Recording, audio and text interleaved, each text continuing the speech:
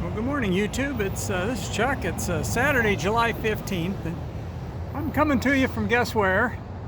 And we're right at the busiest intersection in town, and that's the intersection of State Highway 87 and State Highway 260. It's kind of the geographical center of town. I'm going to turn you around so I can talk to you a little bit. So today I thought I'd give you another one of my firefighter stories that occurred at this intersection. There's going to be a bit of traffic noise. I apologize for that, and hopefully the traffic will let me show the story that I want to tell you about. So in order to do that, I got to spin you back around again.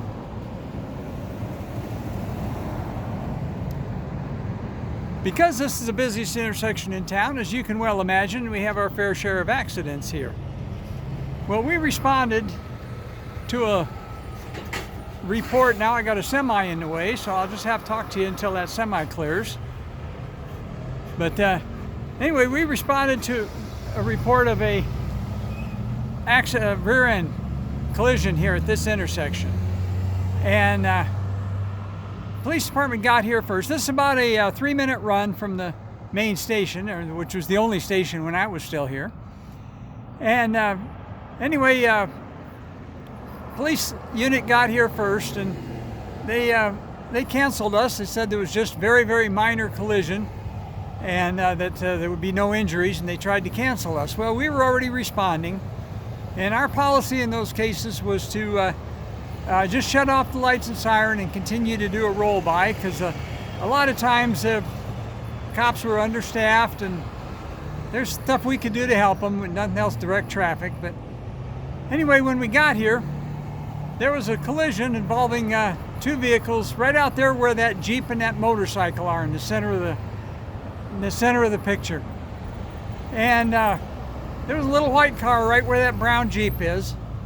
They're going to get blocked by traffic here, but I can still talk about it. And it looked like a pretty minor accident. Well, our engine crew pulled up, and they got off the truck with their stop and slow signs and their traffic vests, and we went out and started helping the PD units. There was only 2 of them here, and we started helping them with traffic control. And the captain, who was a paramedic, he walked up to check on the people in the cars and make sure there was no issues. And yeah, it was very, very minor vehicle damage.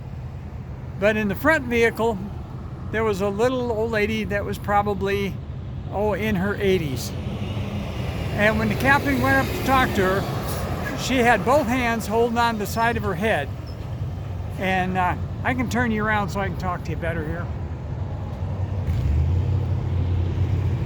Anyway, she had 2 hands, both of her hands holding on the side of her head, kind of like this. And he said, "What's wrong?" And she said, "I feel like my head's getting ready to fall off. Or like my head's going to fall off."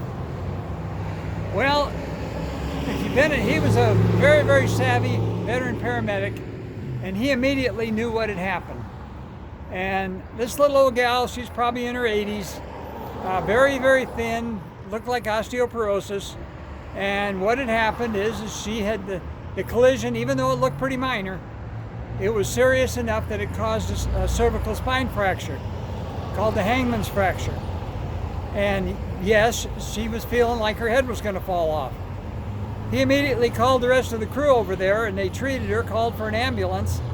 And because our captain was right on top of things, didn't believe what the police told him, and the fact that she was able to hold her head in a position, we were able to stabilize her cervical spine and extricate her from the car and transport her to the hospital. Because if she'd have been jarred anything at all, her broken neck would have probably killed her. She would not have been able to breathe, and she would have probably died. So a lot of things, just to show you that things aren't always what they seem. We used to have some police officers that were in a little bit too much of a hurry to cancel us, and so we developed this policy that it's our town too, and we'd roll in and help them and double check on them. But in this particular case, our captain probably saved that little old lady's life, because she suffered a cervical spinal fracture that would have paralyzed her if not killed her, and happened right here at this intersection. just a little firefighter story that's tell you.